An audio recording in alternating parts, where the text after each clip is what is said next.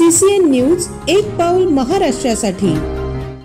राज्यात अतिवृष्टीमुळे 70 लाख हेक्टरपेक्षा जास्त शेत जमिनीचे नुकसान झाले आहे।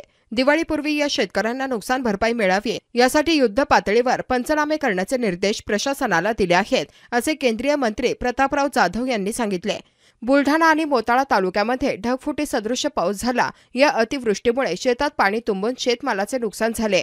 अनेक शेतकऱ्यांच्या जमिनी खरडून गेल्या। यामध्ये शेतकऱ्यांचे मोठ्या प्रमाणावर नुकसान झाले।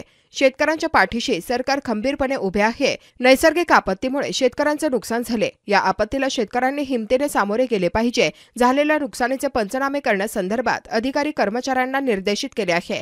शेतकऱ्यांनी गावचे तलाठी, कृषी सहाय्यक यांचा समन्वय साधून योग्य पद्धतीने नुकसानीची पंचनामे करून घ्यावेत। झालेल्या पंचनाम्यांचे चावडी वाचन करून घ्यावे, जेणेकरून कोणताही नुकसानग्रस्त शेतकरी सरकारच्या मदतीपासून वंचित राहणार नाही, असे आवाहन केंद्रीय मंत्री प्रतापराव जाधव यांनी शेतकऱ्यांसोबत संवाद साधताना केले। आज केंद्रीय मंत्री प्रतापराव जाधव यांनी बुलढाणा तालुक्यातील गिरडा मोताळा तालुक्यातील नळकुंड उबाळखेड येथे झालेल्या नुकसानीची पाहणी बांधावर जाऊन केली। त्यावेळी त्यांच्यासोबत आमदार संजय गायकवाड, जिल्हा प्रमुख ओमसिंग राजपूत, तालुका प्रमुख धनंजय पारुटे, मोताळा प्रमुख रामदास चौथनकर, महिला आघाडीच्या अनुजाताई सावळे यांच्यासह शिवसेनेचे पदाधिकारी सदस्य उपस्थित होते।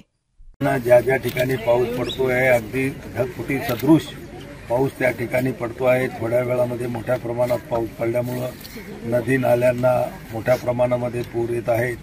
जमिनी लोकांच्या खरडून जात आहेत। पिकाचं मोठ्या प्रमाणामध्ये नुकसान होत आहे।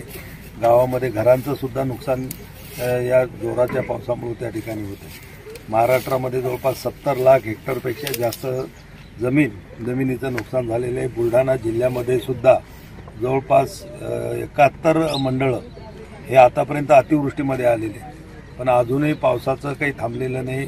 कुठल्या ना कुठल्या भागामध्ये दुसऱ्या तिसऱ्या दिवशी पाऊस पडणं सुरूच आहे। त्यांचे सगळे पंचनामे करण्याचे आदेश सगळ्यांना दिलेले आहेत।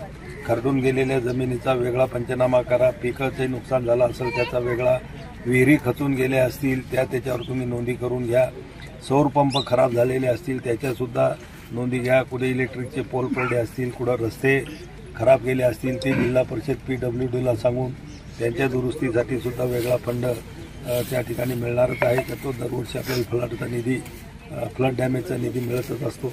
हे सगळं सरकार मदत करायला तयार आहे आणि आपल्या कृषी मंत्र्यांनी सुद्धा त्या दिवशी सांगितलं की सरकारचा दिवाळीपूर्वी शेतकऱ्याला मदत देण्यासाठी युद्ध पातळीवर सगळे सर्वेक्षणाचे कामं असतील, पंचनाम्याचे कामं असतील, हे करणं सुरू आहे। हे सगळे पंचनामे जिल्हा स्तरावरून ज्यावेळेस राज्य स्तरावर जातील त्याचा सगळा आढावा घेऊन दिवाळीपूर्वी मदत शेतकऱ्यांना कशी मिळेल यासाठी राज्य सरकार प्रयत्नशील आहे।